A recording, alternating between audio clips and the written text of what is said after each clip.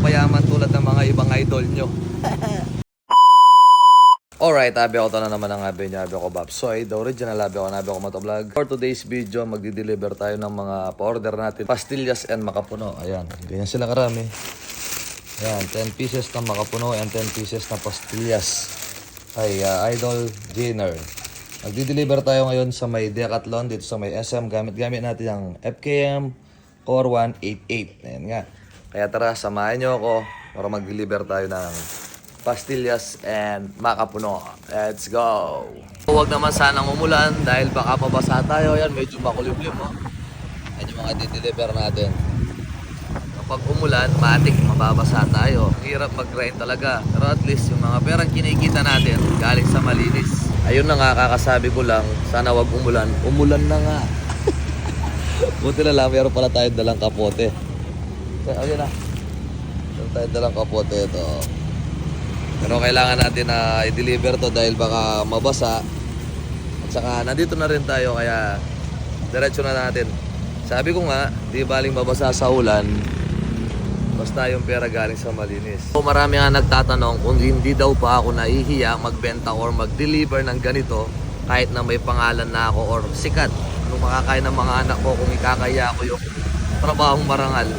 Magdi-deliver lang ako ng pastillas at makapuno or tamales, kahit anong mga binibenta ko online, mahihiya ako.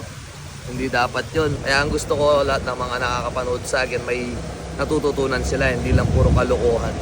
Ayan, o, kahit umuulan, magdi-deliver tayo, nandito tayo sa may Decathlon. Ayan, o. Kaya sa mga nagtatanong kung bakit ba ako masipag o bakit ko ba kailangan gawin to. Kasi noon, parang nasanay na ako nung nasa Abu Dhabi ako eh. Mas nahihiya pa ako mag-video ng ganito sa maraming tao kaysa magbenta online or mag-deliver. Ngayon ko lang ginagawa yung mga ganito. Pero kapag maraming tao, hindi mo ako makikita mag-video ng ganito. Ito yung Decathlon. Yan. Ito. Nasaan banda? Ayun, dun. Let's go!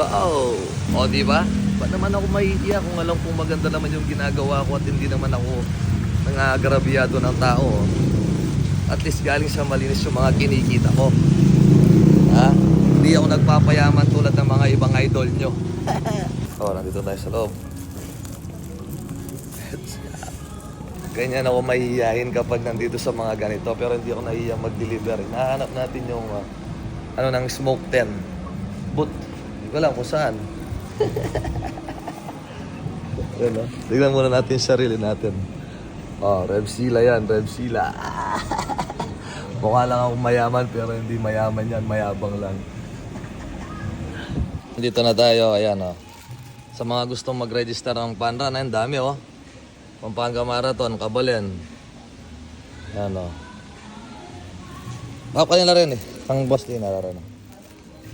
Alright. Magdi-deliver lang ako ng pastillas at makapuno. Oh. Alright. Thank you, Idol. Oh, muli na ako. Thank you, Dad. Oh, galing sa malinis. Madali lang magpayaman, lalo na kung papasukin mo yung mga illegal. Ay, one click lang. Pero mas gusto ko yung legal na kumikita at galing sa malinis. Kaya huwag nyo ikaya kahit ano man ibinibenta nyo, basta legal. Huwag lang illegal. Ano, uwi na tayo. Ay, hindi. Mag-gym tayo, magpapump tayo para at least mawala yung tamad natin. Kaya salamat sa mga patuloy na sumusuporta kay Babsoy. Yan, abi ako Motovlog. Lalo na sa mga binibenta natin. Ayan o, FKM Core 188. Let's go! God bless. Peace!